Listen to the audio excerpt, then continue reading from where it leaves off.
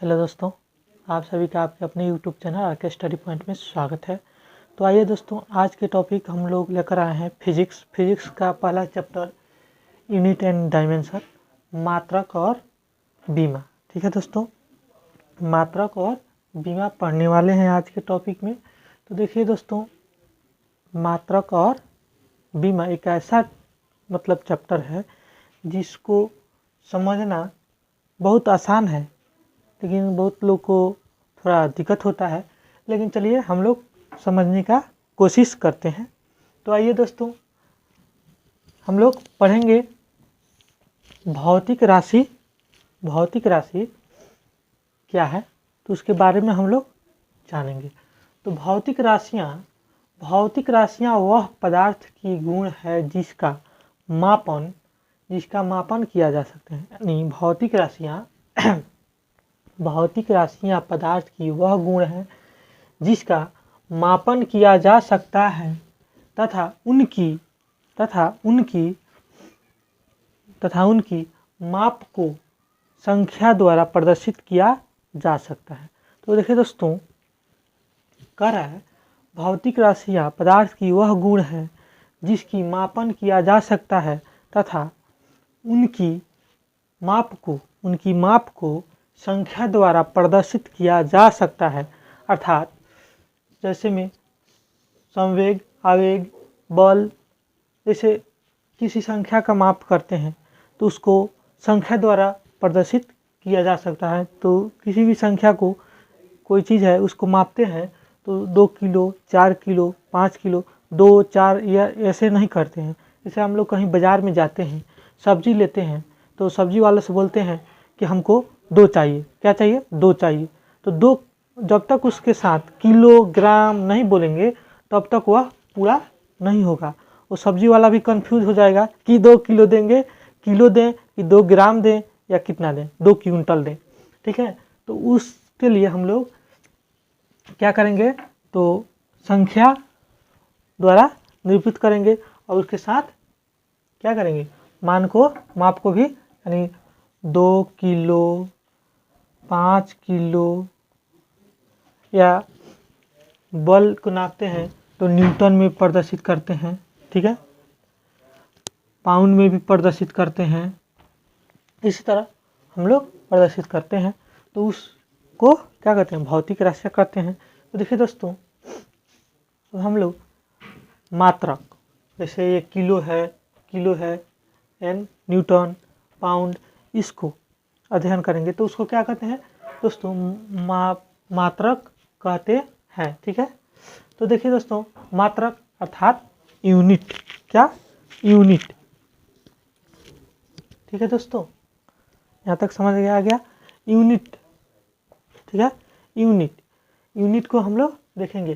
किसी भी भौतिक राशि को व्यक्त करने के लिए 2 राशियों की आवश्यकता होती है। किसी भी भौतिक राशि को व्यक्त करने के लिए 2 राशियों की आवश्यकता होती है। तो देखिए दोस्तों, 2 राशियाँ कौन कौन है, तो पहला है संख्यात्मक मान, यानी न्यूमेरिकल वैल्यू। क्या है? न्यूमेरिकल वैल्यू, संख्यात्मक मान।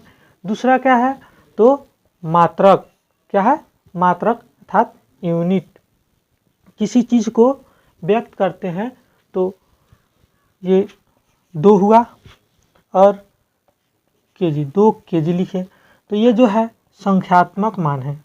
नहीं, ये जो है मात्रक है। ठीक है, ये जो है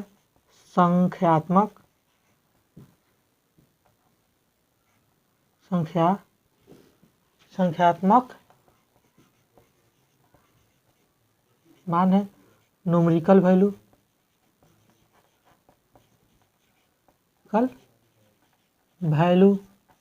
ठीक है दोस्तों, क्या है? न्यूमेरिकल वैल्यू है और ये मात्रक अर्थात यूनिट है। ठीक है, तो किसी भी भौतिक राशि को व्यक्त करने के लिए हम लोगों को 2 राशियों, यानी 2 संख्याओं को, 2 राशियाँ की आवश्यकता होती है। और कौन कौन है, तो न्यूमेरिकल वैल्यू है, एक न्यूमेरिकल वैल्यू है, दूसरा क्या है, मात्रक है। ठीक है, दूसरा क्या है, मात्रक है। तो देखिए दोस्तों, मात्रक को हम लोग कितने पार्ट्स में जो बांटा गया था, कितने पार्ट्स में था। देखिए हर जगह अलग अलग देश में अलग अलग मात्रक को डिनोट किया जाता था। कहाँ कहाँ, जैसे मान लीजिए आप यहाँ से भारत में है, भारत से ब्रिटेन गए, ब्रिटेन में दूसरा पद्धति चलता था। वहाँ जाकर किसी को कहिएगा भाई हमको 2 किलो चाहिए, 2 किलो, तो उसको नहीं समझ पाएगा। तो ब्रिटेन जाने वाले व्यक्ति 3 महीना पहले क्या करते थे, ट्रेनिंग लेते थे। 3 महीना के लिए ट्रेनिंग लेते थे कि हम लोग ब्रिटेन में जाएंगे तो कुछ खरीदना होगा, कुछ बोलचाल भी सीखते थे कि हम लोग वहाँ जाएंगे किस तरह बात करेंगे, किस तरह बोलचाल करेंगे। ठीक है दोस्तों, तो हम लोग बोलचाल की भाषा 3 महीना के लिए ट्रेनिंग लेते थे वहाँ जाने से पहले। तो कुछ दिन के बाद हम लोग जो वैज्ञानिक थे हम लोग का, तो सोचे कि ऐसा किया जाए कि कुछ हम लोग का पैसा बचे, जो ट्रेनिंग में खर्च होता था पैसा, वो पैसा बचाने के लिए क्या हुआ कि मात्रा को 1 कर दिया। तो उसको पहले हम लोग बाद में पढ़ेंगे, पहले हम लोग इसको देख लेते हैं कि कब कौन कौन से राशियाँ थी, कौन कौन से पद्धति थी। तो मापन और मात्रक की पद्धतियाँ, मापन और मात्रक की पद्धतियाँ के बारे में हम लोग पढ़ेंगे। मापन की, तो देखिए दोस्तों, हम लोग यहाँ तक समझ लिए और हम लोग पढ़ेंगे मापन और मात्रक की पद्धतियाँ। तो मापन और मात्रक की पद्धतियाँ हम लोग पढ़ने चल रहे हैं। तो मापन की मुख्यतः 3 पद्धतियाँ हैं। मापने की कितनी पद्धतियाँ हैं, 3 पद्धतियाँ हैं।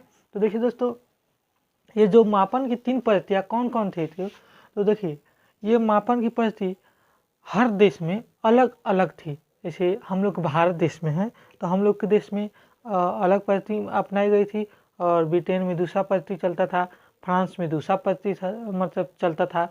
जो हर जगह का अलग अलग अपना पद्धति था।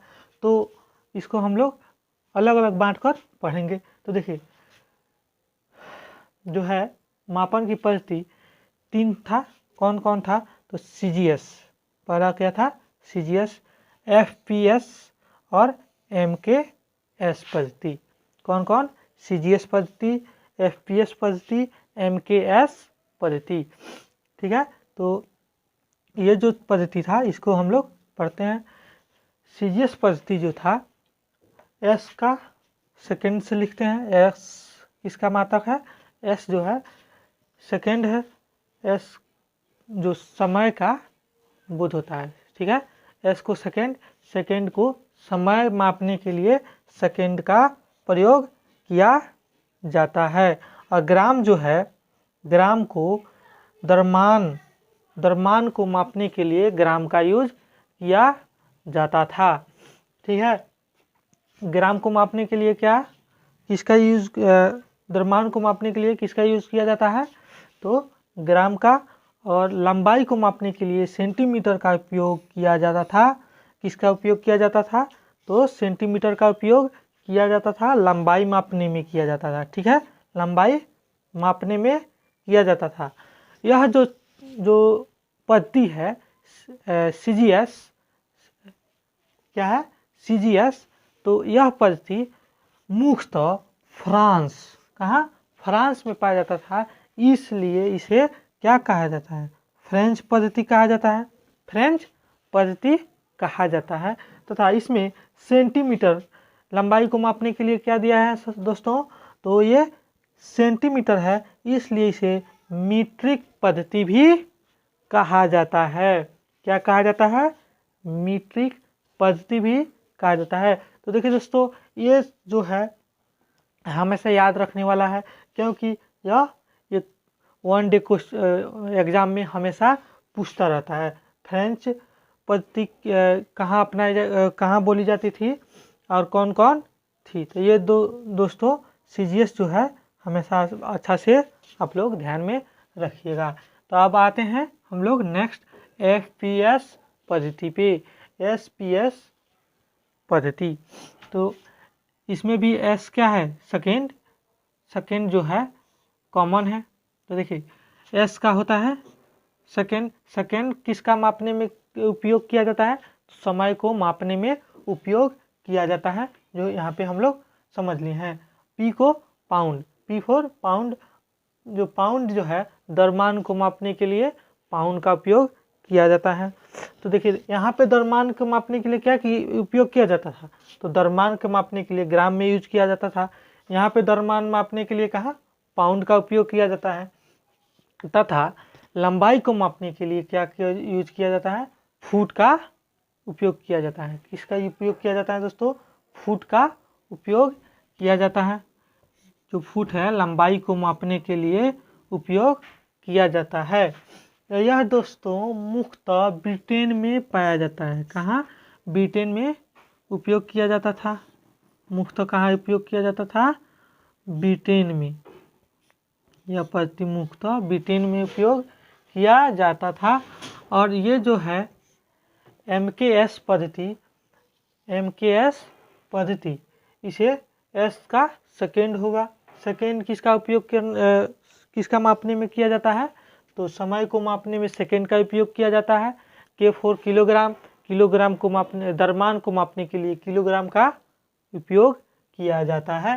तथा लंबाई को मापने के लिए हम लोग किसका उपयोग करते हैं?